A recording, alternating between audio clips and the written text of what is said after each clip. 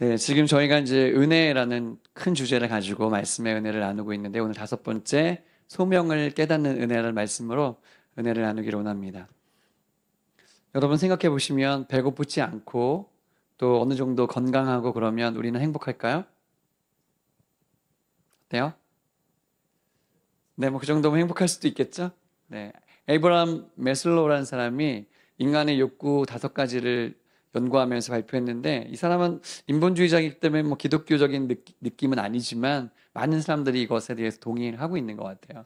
메슬로우가 다섯 가지 인간 욕구를 얘기할 때 첫 번째, 맨 처음에 생리적인 욕구가 중요하다고요. 먹고 자는 거, 기본적인 욕구가 해결돼야지 사람은 그게 일차적인 욕구라는 거예요. 두 번째는 안전의 욕구라는 것입니다. 이제 뭔가 먹고 사는 게 해결되면 안전한 곳에 있고 싶은 거예요. 안전한 나라, 안전한 지역, 안전한 집에 살고 싶은 게 인간의 마음이라는 것이죠. 또 그것이 해결되면 사람은 그 다음에 욕구로 가는데 소속하고 싶은 욕구, 사회적인 동물이기 때문에 어딘가에 들어가서 공동체에서 내가 이제 거기에 소속하고 싶은 생각이 든다는 것입니다. 동창회도 나가고 동호회도 가는 이유가 소속받고 싶은 욕구 때문에 그러는 거라고 해요. 네, 그렇게 이제 소속하다 보면은 또 그 다음에 욕구로 가는데 그 다음 뭐죠? 존경의 욕구, 이스팀이라고 하는데 내가 존중받고 싶은 거야. 그러니까 어떤 사회에 소속되는 것뿐 아니라 거기에서도 내가 중요한 사람, 존중받는 사람, 인정받는 사람, 그런 사람이 되고 싶은 욕구 있다고 해요. 그 다음에 거기까지 올라가도 인간의 욕구가 하나 더 있는데 위쪽에 자아 실현의 욕구가 남아있다고 합니다. 내가 이 땅에 왜 태어났을까? 나는 어떤 일을 이 땅에서 하면서 맞춰야 될 것인가? 이것에 대해서 인간은 끊임없이 고민한다는 것이죠. 그래서 메슬로우는 이렇게 얘기했어요. 사람은 될 수 있는 것은 반드시 되고 싶어 한다. 그래서 우리 나이가 들면 막 그 60대, 70대 분들이 막 정치 나가서 왜 떨어질 거 뻔히 아는데 왜 대통령 선거도 보면 되게 후보 되게 많잖아요. 안 될 거 알지만 나오잖아요. 왜 그럴까요? 자아 실현의 욕구가 그들을 있기 때문에 그런 거죠. 물론 이 이야기를 들을 때 여러분 마음속에 어떤 사람들은 이 세상에는 기본적인 그런 생리적인 욕구도 충족이 안 되고 어렵게 살고 있는 사람들이 물론 너무나 많이 고통받고 있죠. 지금 가자 지구에 이제 휴전하고 그러니까 다시 여기 살던 사람들이 막 저기 이집트부터 올라오잖아요. 20만 명이 떼를 지어서 올라오는데 그거 다 부서진데 자기 집이라고 오는 거잖아요. 어쨌든 그런 사람들에게는 여전히 생리적인 욕구가 해결해야 될 문제일 거예요. 근데 여러분 우리는 어떨까요? 예수님 믿고 예수님 만나서 하나님의 자녀가 된 우리는 어떻게 살아야 될까? 이렇게 얘기해보면 여러분 어떤 생각이 드세요? 하나님은 나를 이 땅에 보내실 때 어떤 것을 이루도록 만드셨다. 아멘 되세요?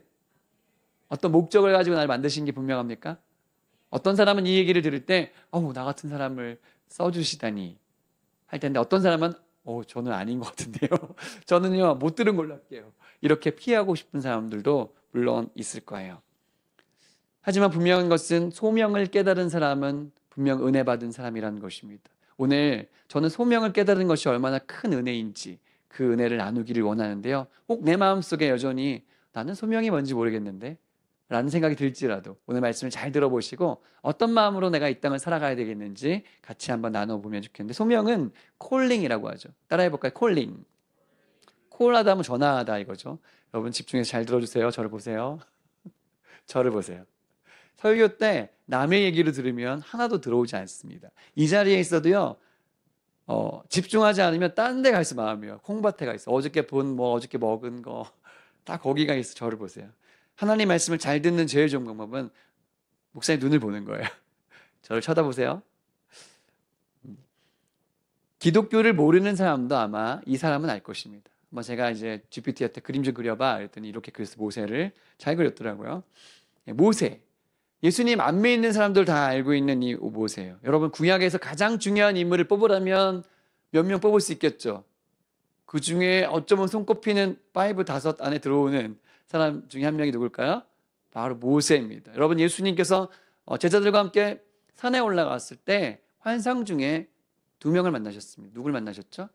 모세와 엘리야를 만나셨습니다. 예수님이 왜 그들을 만나셨을까요? 그들이 모세와 율법과 선지자의 가장 중요한 사람이기 때문에 그러니까 구약이 말하는 가장 중요한 사람이 누구예요? 그 중에 한 명이 모세라는 것이죠. 모세는 너무나 중요한 사람인데, 야, 나랑 모세랑은 너무 큰 차이가 있잖아.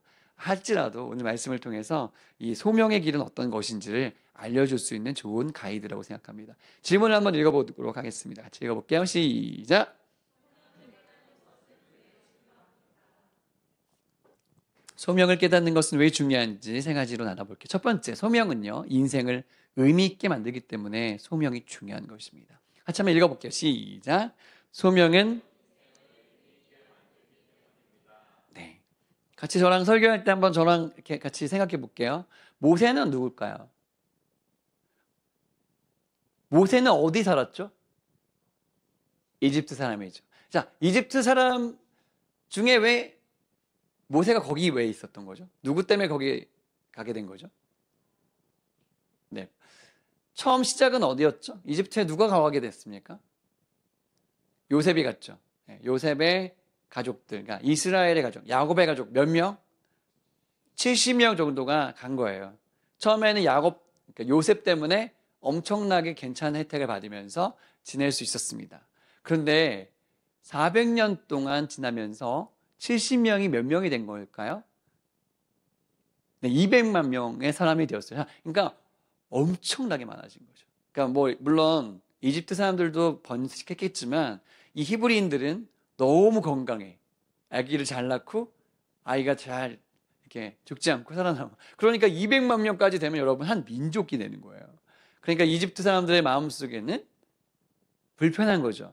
너무 많아졌어. 만약에 우리나라에 우리 이제 한국 사람 많지만 이 나라에 뭐 예를 들어서 아랍 사람이 한 100만 명 산다. 1000만 명 됐다. 이러면 어떨까요? 조금 많아졌는데 이런 생각이 들겠죠. 그러니까 이집트에서도 200만 명까지 늘어난 히브리 사람들이 좀 부담스러웠어요. 그래서 어떻게 대우했습니까? 네, 종으로 삼았습니다. 종으로 삼아서 당시에 가장 잘 사는 이집트가 뭐를 만들었어요? 피라미드를 만드는데 누가 이걸 지었을까요? 다 이집트 사람들 밑에 있는 히브리인들이 노역을 하고 그 사막 한가운데 그게 세워졌다는 게 여러분 믿겨지세요? 지금도 해결되지 않는 엄청난 불가사의 같은 일들을 한 거예요. 거기에서 모세가 태어난 것입니다. 자, 모세가 태어날 당시는 죽음의 위기가 가득했죠. 왜요? 누구를 죽이라고 했으니까? 남자애들은 다 죽이라고 했어요. 남자의 산파들을 보고 남자애가 태어나면 엎어나 죽도록 놔둬. 그러면 여자애들만 남으니까 이 민족은 더 이상 크지 못할 거야 라는 정책을 썼던 거예요. 정치적으로. 그런데 그때 당시 모세가 태어났을 때는 모세는 생명을 걸고, 야, 사실 자기가 건 건 아니지. 엄청난 시대에 태어난 거예요. 근데 부모가 그를 너무 사랑해서 안 죽인 거야. 그래서 집에서 키우다 보니까 얘가 너무 목소리가 크니까, 애기들은 목소리 크잖아요. 울어버리니까 어떻게 어디다가 담아서 갈대상자를 담아서 어디로 띄어보냈습니까? 나일강으로. 네. 하나님의 기적은 놀랍게도 사실 버린 거죠. 근데 그 나일강 위에서 누가 발견했어요? 바로의 딸 공주가 발견해서 딱 열어봤더니 어느 나라 사람? 히브리 사람. 그래서 그를 데리고 가서 자기의 양아들로 삼아서 왕자의 교육을 받겠습니다. 자, 모세는 특별한 은총을 받아서 처음부터 왕실에서 살았고, 또 젖을 먹여야 되니까 유모를 구할 때 누구랑? 엄마가 그의 유모가 되었어. 기적적인 사람이죠. 자, 엄마가 젖을 먹이면서 이 아이에게 말을 가르치고, 네, 히브리 사람이라고 너가 히브리 사람이야. 하나님의 약속은 이런 거야. 다 가르쳐줘요. 그러니까 모세의 마음속에는 히브리 사람의 정체성과 이집트 사람의 정체성이 같이 있었던 것이죠. 어느 날 40살이 되었을 때에는 이제 자기 민족이 보이기 시작하는 거예요. 200만 명의 우리 민족들이 지금 착취당하고 고생하고 있구나가 보였던 것이죠. 그래서 어느 날 이집트 관리가 너무 가혹하게 히브리 사람을 때리고 그런 걸 보면서 열받은 거예요. 아니, 이건 인간적인 대우가 아니잖아. 그래가지고 자기가 나서서 그 사람을 때려가지고 죽였잖아요. 자, 완전 범죄로 숨긴 거였지만 모든 사람이 다 알고 있는 일이 되었습니다. 그러니까 어디로 도망갔어요? 광야로 도망갔어요. 자, 하루아침에 왕자의 신분에서 40살 되었을 때 완전히 시골로 가는 급변의 시간을 보내게 되었어요. 근데 이 어두운 시절이 하나님에게는 계획된 시간이었다는 것이죠. 사진을 하나 보여주면 찰스 스윈돌이 모세라는 책을 썼는데 여기 이런 얘기가 나와 있어요. 하나님은 학교를 하나 가지고 계신다. 거기에는 기숙사도 과학관도 축구장도 없는 그런 곳이다. 그렇지만 내가 다녀본 학교 중에 가장 심오한 학교다. 여기는. 그게 무슨 학교예요? 광야 학교입니다. 모세는 광야 학교에 입학했어요. 근데 이 찰스 스윈돌이 자기가 하는 말이 뭐냐면 나는 부모로서, 나는 아버지로서 내 자녀가 이 광야의 학교에 들어오라고 권하고 싶지는 않다. 왜냐하면 여기에는 엄청난 가치를 지불해야 되기 때문에 그렇다. 하지만 누구나 광야 학교에 들어와야 되고 광야의 학교에 들어온 사람들은 여기서 하나님을 만나게 될 것이라고 그렇게 얘기했어요. 거기서 이집트 왕자로 살다가 40년 동안 광야 학교에 입학한 40년 동안 졸업 못한 사람 누구요? 모세가 바로 오늘 40년 동안 그 광야 학교를 다니는 중에 오늘 말씀 1절에 그를 이렇게 소식하고 있는 거죠. 1절 한번 읽어볼게요. 시작. 그냥 평범한 문장 같지만 모세의 지금 상황을 잘 얘기해 주는 거죠. 누구의 양떼를 쳤어요? 장인 이드로의 양떼. 누구 거예요? 장인 거예요. 자, 80살이 된 모세는 자기 것도 없는 장인이 키우는 양떼를 지키는 리드하는 사람이 되었습니다. 이집트 전체를 이끄는 지도자 모세에서 광야 한복판에서 조그마한 양떼의 무리를 이끄는 아주 초라한 상태가 되어버린 것이죠. 그런데 오늘 일상 중에 너무 이상한 장면이 그의 눈앞에 펼쳐지게 됩니다. 3절 말씀에 그렇게 펼쳐져요. 읽어볼게요. 시작. 모세 큰 광경을 보리라. 떨기나무가 어찌하여 타지 아니하는고 하니 그때에 우리 어린이들은 왜 안 읽어요? 왜 안 읽어? 한 명도 안 읽네.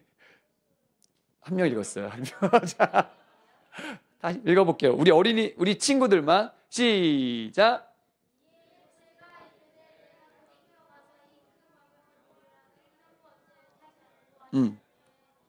잘했어요. 네. 모세가 평범하게 보던 산입니다. 언제나 떨기나무에는 불이 붙을 수 있어요. 광야에서는요. 그런데 놀라운 장면은 무엇입니까? 이 떨기나무가 뭐냐면 우리는 이제 봄에 보면 개나리 이런 거 있잖아요. 개나리가 보면 이렇게 나무들은 긴 굵은 줄기가 있고 그다음에 이렇게 가지가 뻗잖아요.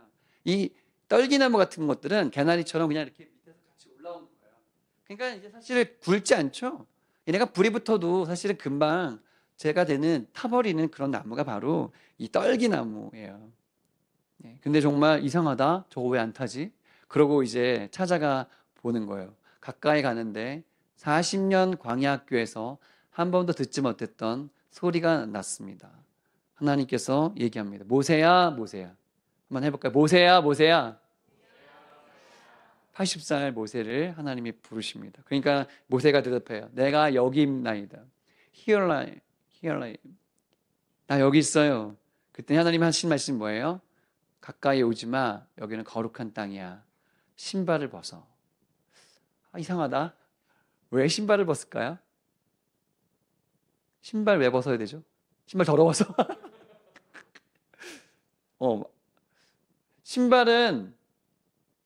신발은요, 신발을 벗는다는 것은요, 내가 당신의 종입니다. 라를 표현하는 거예요. 하나님, 제가 내 마음대로 살았고요. 내가 주인이었는데 오늘 신발을 벗는다는 것은 하나님이 나의 주인입니다. 그렇게 표현하라는 거예요. 그래서 모세가 듣고서는 신발을 벗게 되는 것이죠.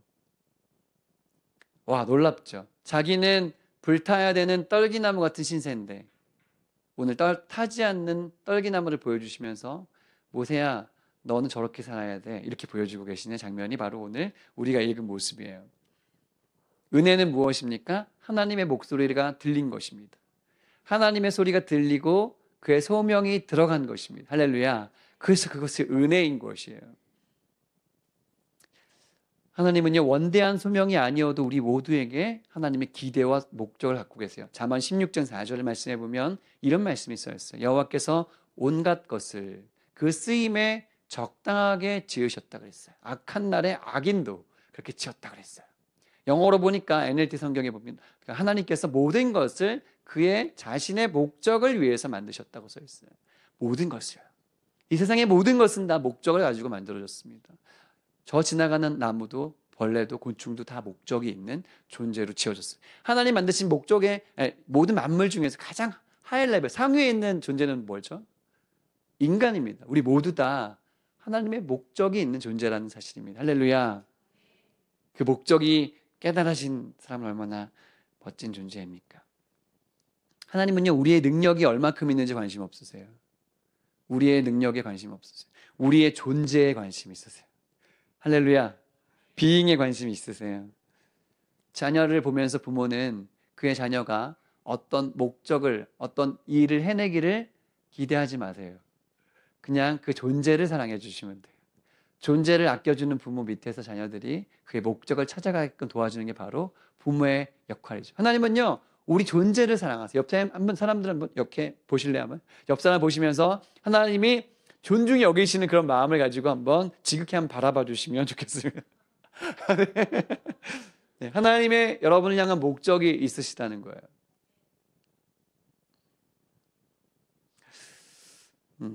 하나님의 목적의 목소리를 들은 그 모세는 의미 있는 삶을 시작하게 되었습니다. 두 번째, 소명을 깨달은 것은 왜 중요합니까? 같이 읽어줄게요. 시작. 소명은 믿음의 삶을 살게 하기 때문에 그렇습니다. 소명을 받은 사람은요, 믿음을 선택하게 되어 있어요. 10절 말씀을 읽어보겠습니다. 시작.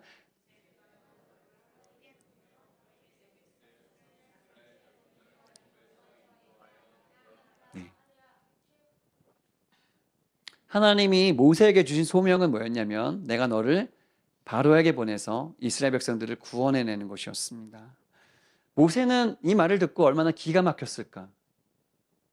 저한테요? 왜요?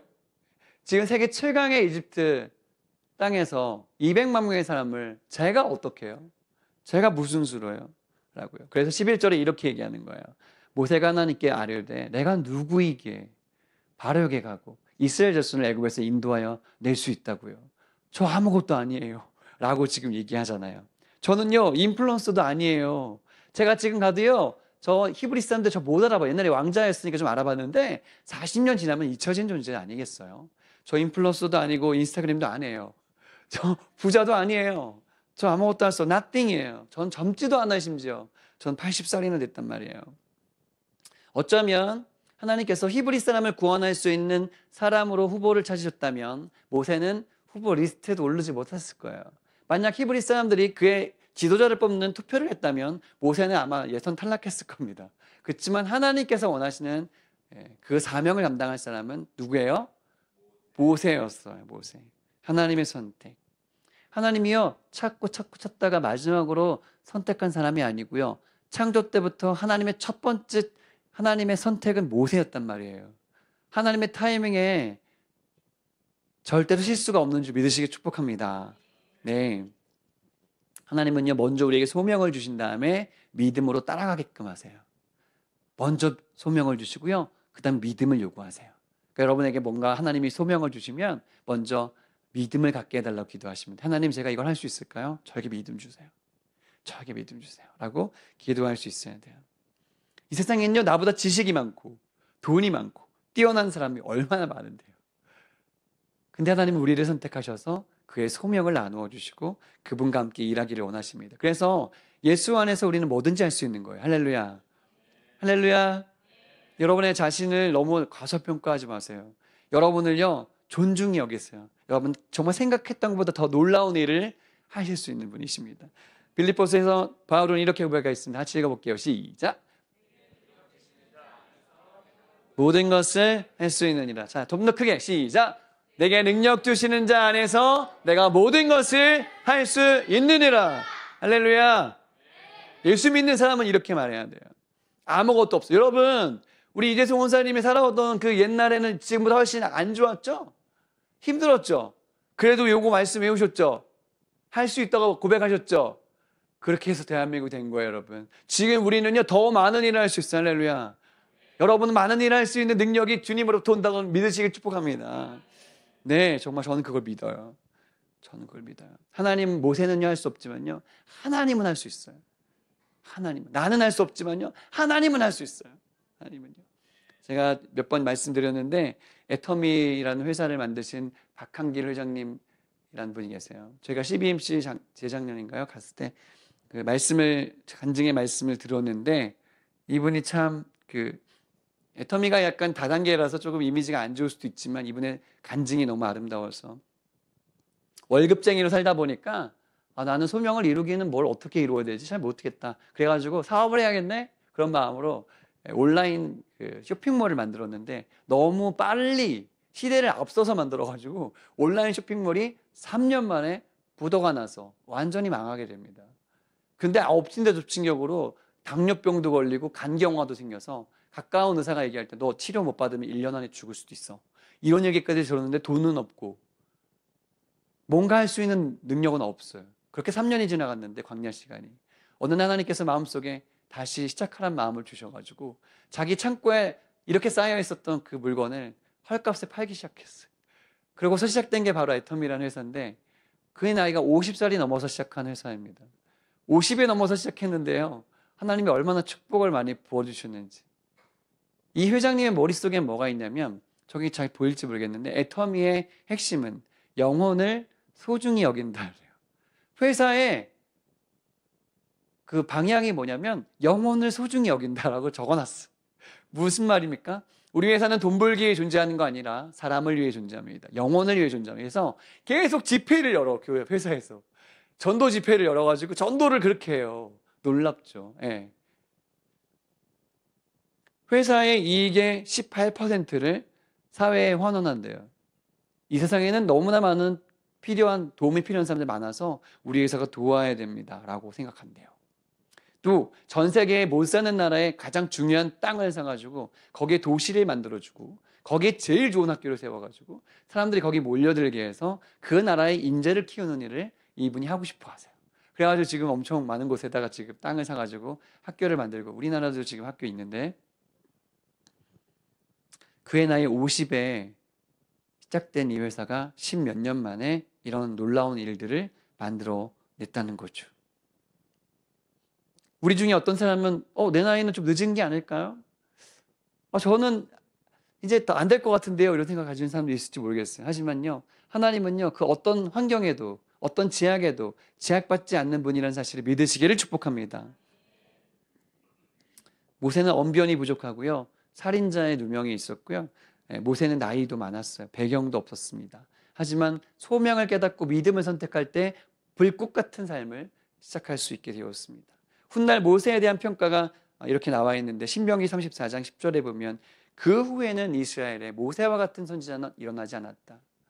모세는 하나님을 대면했던 사람이다라고 평가하고 있어요. 민수기 12장 3절에는 이 사람 모세는 온유함이 지면의 모든 사람보다 뛰어났다고 얘기해주고 있어요.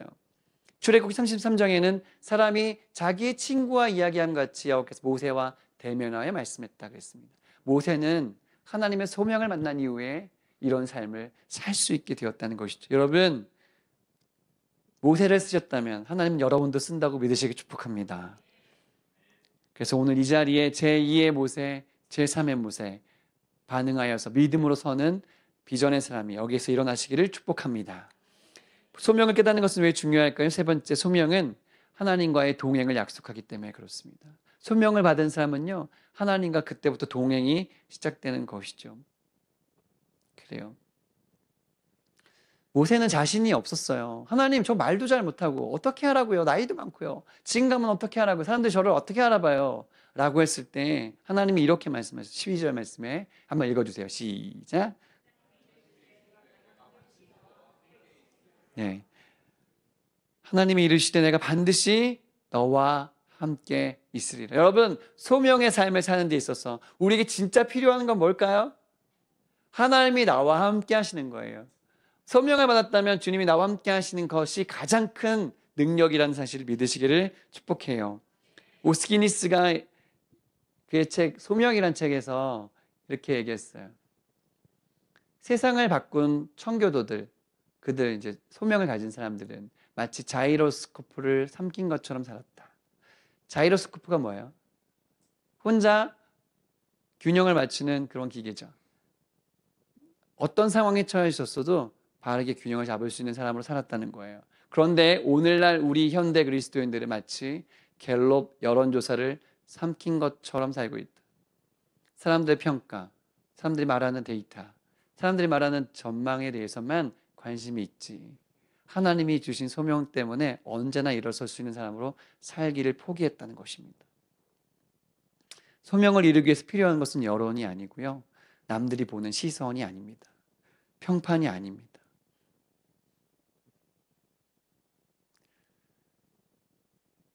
아무도 기대하지 않았던 그 모세가요, 하나님과 동행할 때 수많은 기적을 체험했습니다. 10가지 재앙을 자기 손에서 나오는 것을 경험했고요. 홍해가 갈라지는 것을 경험했고요. 반석에서 물이 나오는 것을 경험했고, 만나와 메추라기가 모세의 손끝에서 시작되는 것입니다. 나침반이 없던 시절 사람들은 그 방향을 정확하게 알기 위해서 무엇을 바라봤죠? 하늘의 북극성을 바라봤습니다. 북극성은 움직이지 않아요. 우리는 그렇게 살아야 돼요. 소명을 바라보고 주님을 바라보면 우리는 흔들리지 않고 방향을 찾아갈 수 있게 될 것입니다.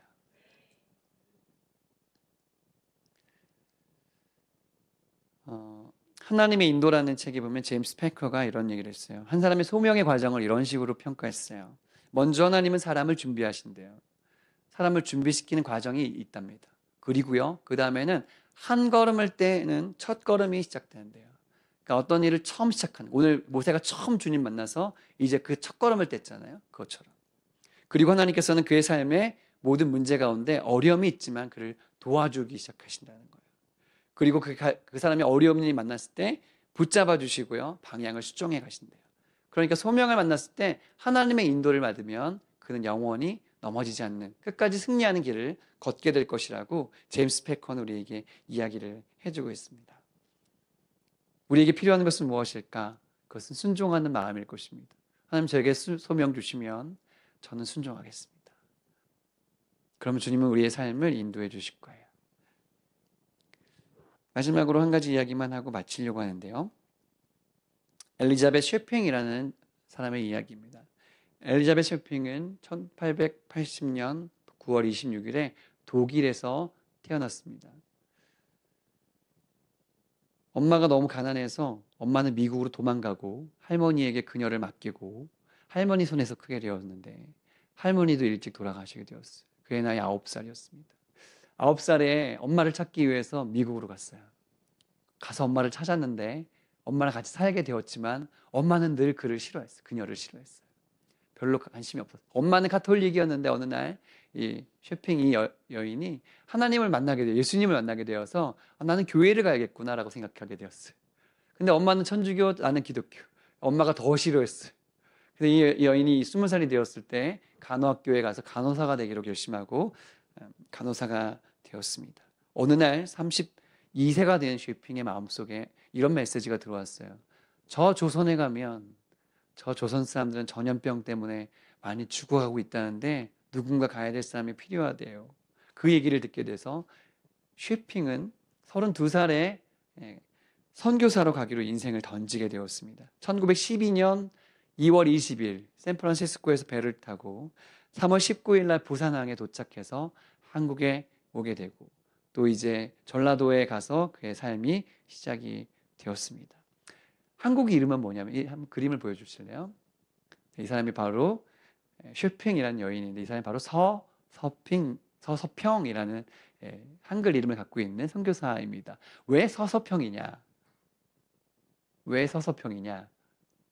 서서히 천천히 내가 너무 급해. 이 사람이 늘 조급해가지고 급하게 하기 때문에 나는 천천히 하고 싶어. 그래서 자기의 성격이 천천히 가고 싶은 마음에 서시로 짓고 또 그런 마음을 해서 서로 지은 거예요. 서서. 평은 뭐냐면 좀 이렇게 잘 다듬어진 사람이 되기를 원한다는 마음으로 서평이라는 한글 이름을 지었대요. 처음부터 한국 옷을 입고 다녔고요. 처음부터 고무신을 신었고요. 처음부터 된장찌개를 먹으면서 다른 선교사님들과 다르게 나는 조선의 선교사로 온 게 아니라 조선인으로 오겠다는 마음으로 한국에 왔어요. 엄마는 늘 그를 미워했어요. 엄마는 에게 사랑받지 못했어요. 그래서 이 여인은 독신으로 살기로 결심하고 많은 아이들, 사랑받지 못한 아이들을 입양하기 시작했습니다. 14명의 아이를 자기의 자녀로 키우기 시작했어요. 지나가다가요, 저 다리 밑에 오늘 밤에 어렵게 잠들어야 되는 그 사람 움막에 들어가서 자기가 갖고 있던 이불을 주워버렸어요. 그런 일을 계속하게 돼요. 그리고 전도할 때면 말을 타고 사람들을 만나는데 눈에 띄는 게 뭐냐면 조선의 여인들 500명을 만났는데 조선의 여인 500명 중에 자기 이름을 갖고 있는 사람이 10명이 되지 않는다는 사실을 알게 되었어요.